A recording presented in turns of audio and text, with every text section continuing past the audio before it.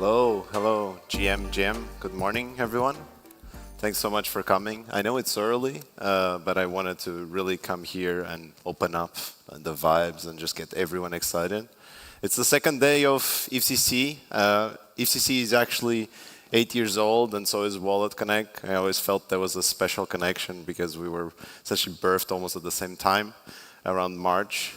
And I kind of want to share a little bit about the journey. EFCC has been a great touch point for the community to understand how WalletConnect is impacting the world of wallets. And today I will kind of give you an update of what 2026 looks like for WalletConnect. As you can see the title, from transactions to payments. So basically, we are going to transition ourselves from a world where it was very developer focused, and now we're actually focusing on merchant payments. And as you can see also from the screen, my name is Pedro Gomes. I'm the founder of WalletConnect. I've created multiple iterations of what WalletConnect is today that now connects over 700 wallets. And now we are reaching a new world of payments across merchants across the world. Crypto has really found its place. When I say it has found its place, it's because there was always this kind of identity crisis where Ethereum tried to be a lot of things, like the world computer. It tried to do decentralized governance. It tried to do NFTs. But realistically, when you think about the tokenization of real-world assets and even the money market's efficiency and instant settlement across the world, it really is the value proposition that has impacted people's lives.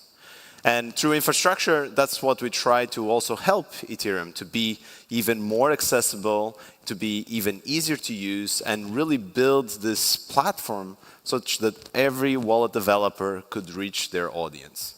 But there was always this missing piece. Like if you think about the origins of crypto as a whole, Ethereum was an evolution over Bitcoin, but even in the original white paper for Bitcoin, it was always about payments. So why was a Bitcoin white paper written in 2008, and Bitcoin was launched in 2009, and it's still in 2026, and payments is probably one of the most underserved categories in the whole crypto.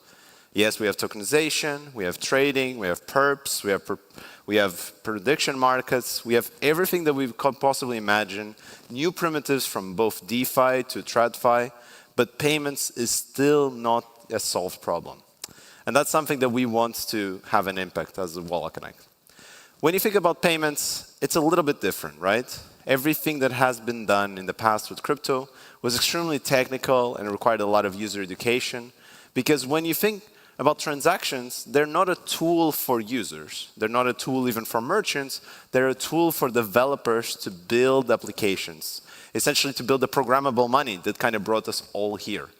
But then if we really want to solve payments, we can't use transactions as the core primitive for what it is, the experience when you exchange for products and services.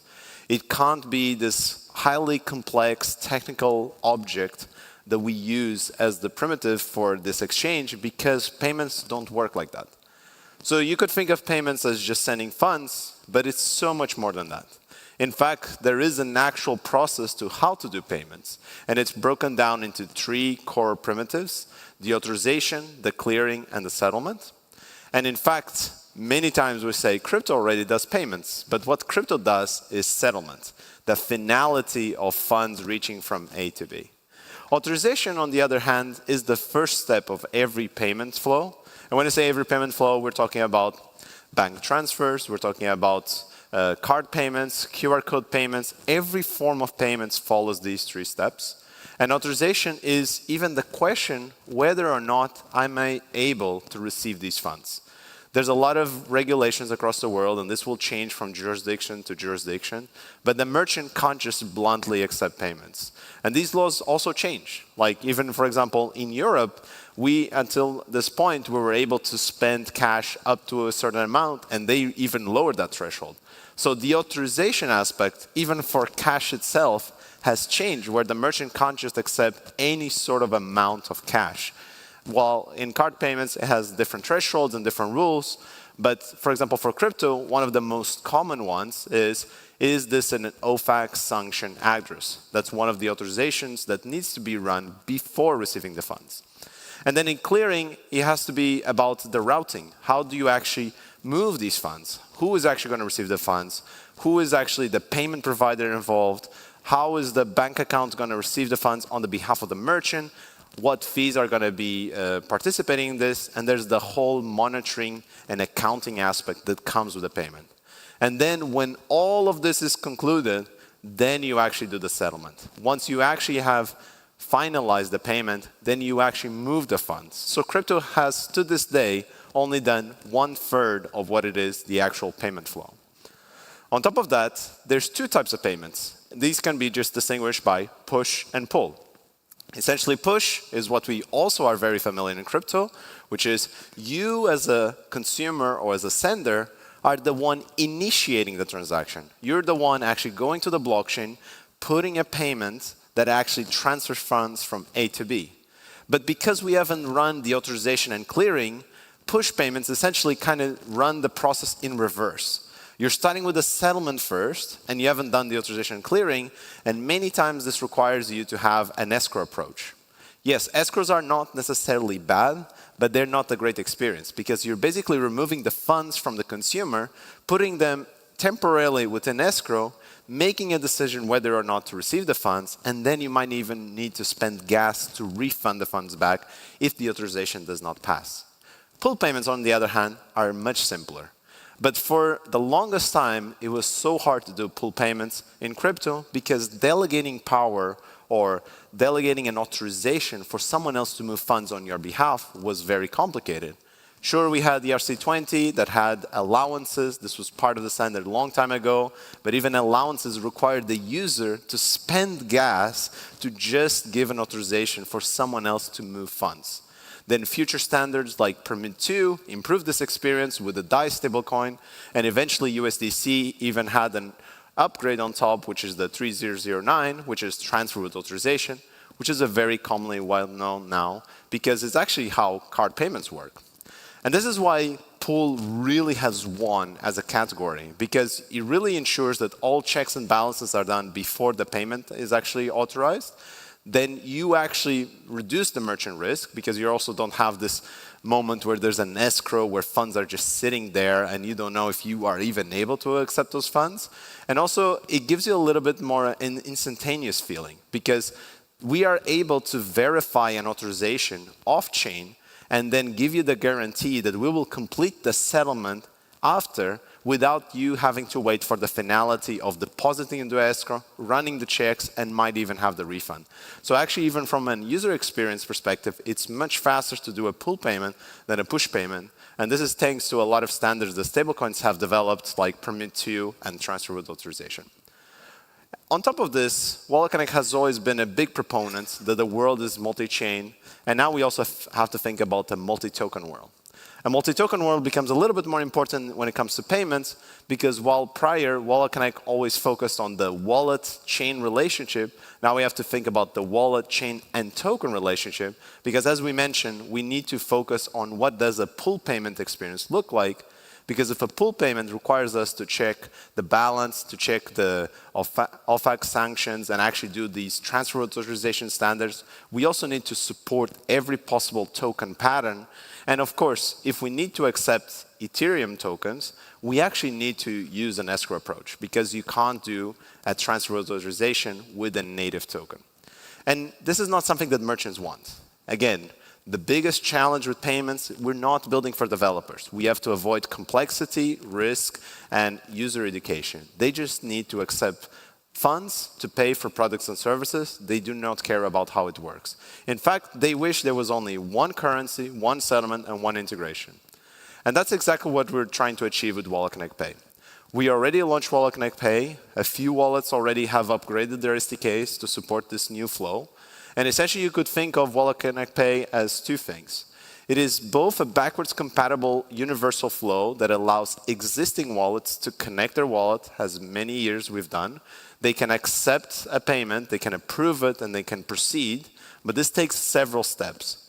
With WalletConnect Pay, we actually have the ability to actually have a flow with a point of sale that actually scans a QR code, displays a single prompt in your wallet, and you just pay, and everything happens behind the scenes.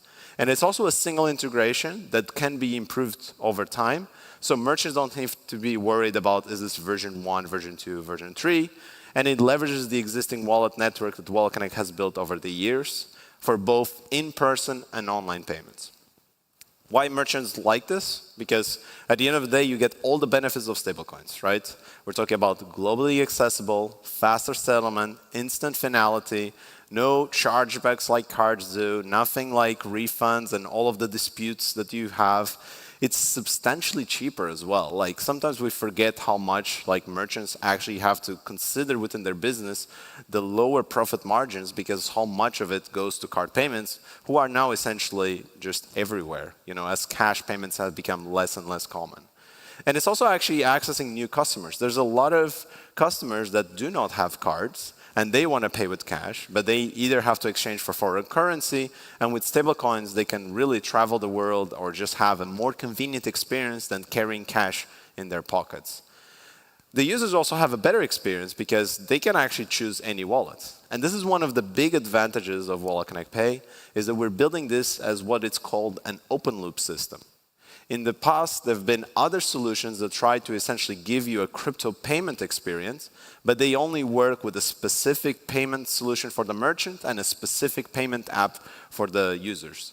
WalletConnect has always been a network of wallets. Therefore, everything that we built is for our 700 wallet partners. So you really don't have to switch wallets. You can continue to use the wallet that you have in your pocket. And as wallets upgrade, they will move towards this one-click payment experience. So you don't even need to worry about connections, approvals, and everything that comes with. And of course, lots of people tell me, but what about card payments that have all of these attractive cashbacks? Am I going to miss out on that just because we will be using stablecoins? Sure, the merchants benefit by receiving stablecoins directly, but then as a consumer, you're missing out on all of these rewards. Well, I'm happy to tell you that even today, WalletConnect Pay offers 2% cashback for anyone that uses at launch. And we're talking to other funds and chains and stablecoins to add top-ups on top of that. So we could see up to 4 to 5% cashback with specific blockchains or stablecoins that are participating in our network. And this is really how I think that we can take payments across mainstream, and it's really how I think that crypto will have a direct impact. So much of our experience has been around trading, around speculation, and very high-risk investment. But when you think about the average user, what they really care is a better user experience.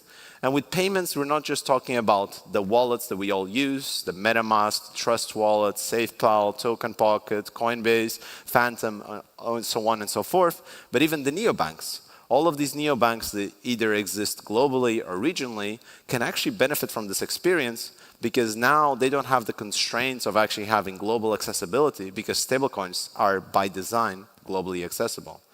And this crypto native money being in the hands of merchants also benefits the economy because many times these solutions for payments are actually converting the money from crypto to fiat, and the merchants are actually not benefiting from the stablecoin aspect, and they can't pay their vendors in stablecoins, neither they can pay their employees in stablecoins. So we can have a real flywheel effect if consumers pay in stablecoins and merchants accept stablecoins.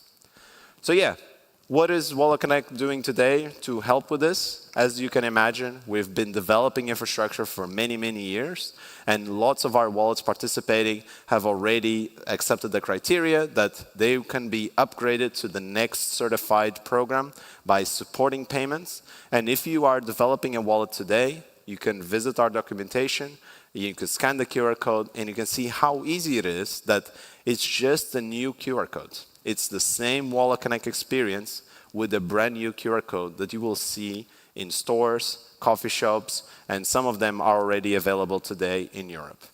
Thank you so much. I have some time for questions.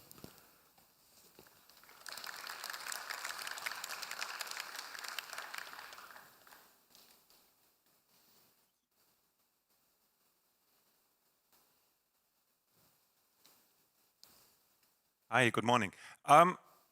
Great approach, thank you. I've been looking forward to actually doing payments with crypto. how do you get it to the merchants? How do you get it to the online shop? Because I checked before the trip here in Cannes, and there was a crypto-friendly Cannes website that said, yeah, there's like 20 places you can buy, and most of them are the $1,000 per night hotels or the $500 per plate restaurants. How do you get it to a wide market? I think I think building the foundation is part of it, of course, but how do you get it out into the market?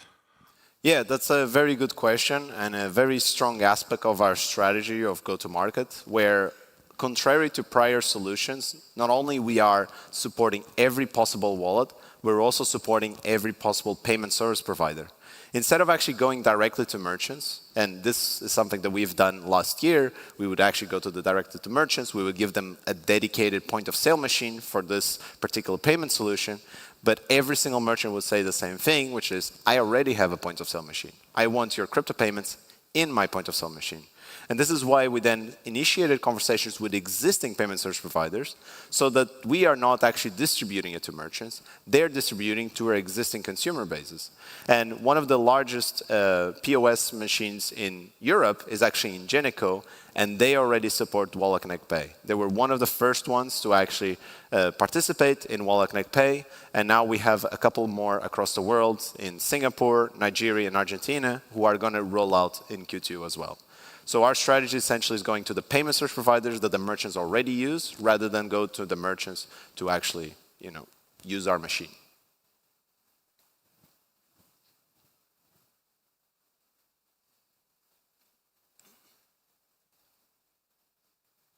Hey, thank you. Great presentation. I love WalletConnect myself and install it in all my apps and my projects, and it works very well. But one thing that I think we are still missing for the adoption is, of course, privacy. You mentioned that there's many layers. Of course, the distribution of stablecoins is important. It's a chicken or the egg problem where if people don't have stablecoins, there's nobody to accept them. But even when everybody has stablecoins and wants to spend them, it is important for merchants to protect their privacy and don't basically make their business public to everybody. How are we solving the problem with WalletConnect?